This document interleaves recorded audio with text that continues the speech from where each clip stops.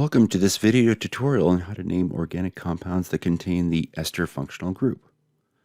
Esters are derivatives of carboxylic acids that are formed from the reaction of a carboxylic acid group with an alcohol. The products formed are an ester and water. In this tutorial, we will look at some ester compounds and how to name them using IUPAC rules. Here's our first compound. As with any other organic compound, the first step is to find the longest continuous carbon chain that includes the highest priority group. For this structure, the highest priority group is the ester functional group, located here. The longest carbon chain we can get with this ester starts with the carbonyl carbon as carbon number 1 and gives us a chain of 3 carbons. Now, esters are named as 2 separate words. The first word indicates the alcohol portion that the ester came from, while the second word is the parent acid that the ester was made from. This order follows in the same way that we've seen before, in that the alcohol portion of the ester can be thought of as a substituent coming off the parent carboxylic acid. For the alcohol portion of this name, we count the longest carbon chain, starting with the carbon directly bonded to the parent acid's oxygen atom.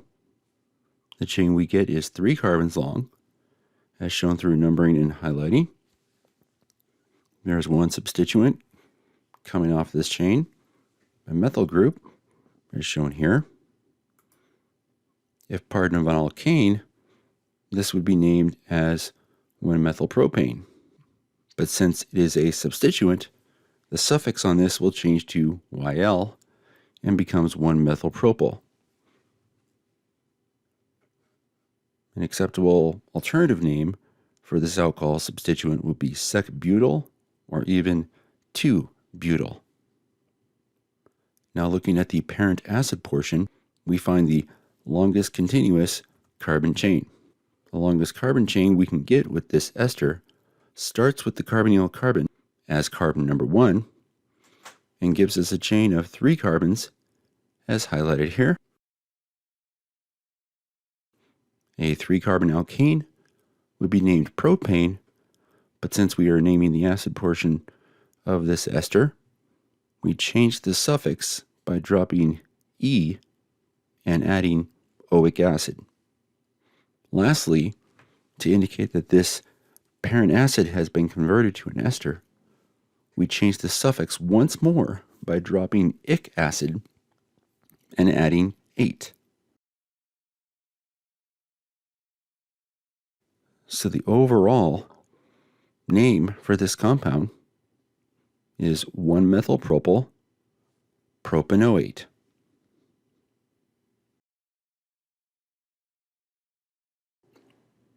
Let's take a look at the next compound.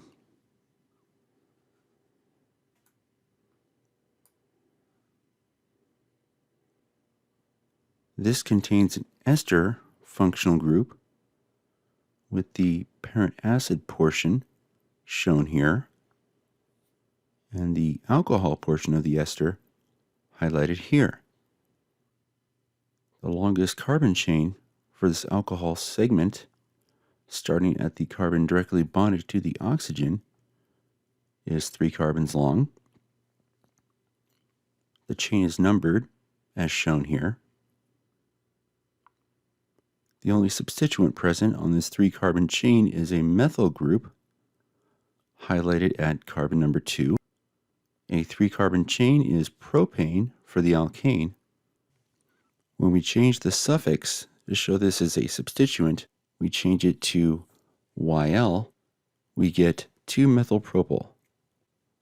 This alcohol portion can alternatively be named as isobutyl, which is also acceptable. Now, in looking at the acid portion, the longest continuous carbon chain that contains this highest priority group is 3 carbons. Carbon number 1 starts at the carbonyl group. There is one substituent, a methyl group, located at carbon number 2 of this parent chain. A 3-carbon alkane is propane.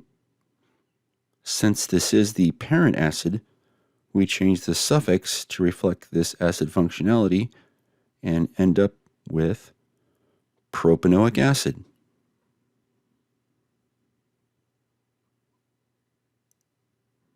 Lastly, since this acid was converted to an ester, we change the suffix once more by dropping ic acid and adding 8. So the acid portion of the name for this ester is 2-methyl-propanoate. Adding the alcohol portion before the acid portion has its own separate word. The final name given to this ester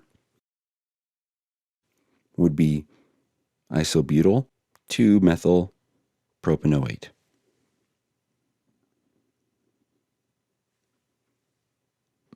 Let's try one more compound.